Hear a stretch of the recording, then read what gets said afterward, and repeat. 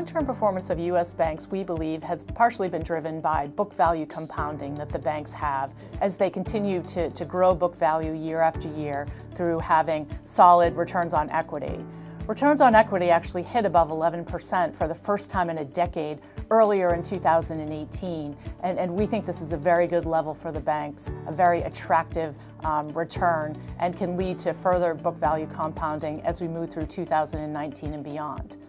However, having said that, we believe that active management matters, that the market creates opportunities through dislocations, and active management really matters in this space, and not just investing kind of in an index or a passive type of investment.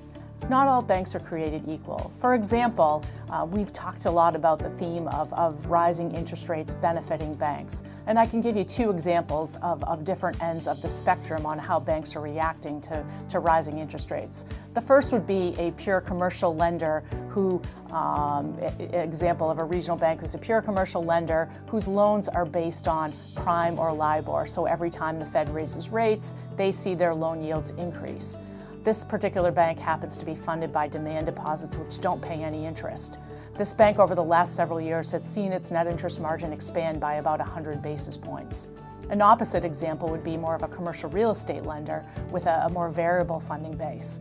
Commercial real estate tends to be a longer term loan, closer to 5 years, and doesn't reprice as quickly as those shorter term repricing loans. In this case, that commercial real estate lender has actually seen its net interest margin decline by about 70 basis points over the last several years in the face of rising interest rates. So you really want to be positioned in the companies that are going to benefit from the current environment. And over the last few years, that's been the more asset-sensitive banks, those that are benefiting from rising rates.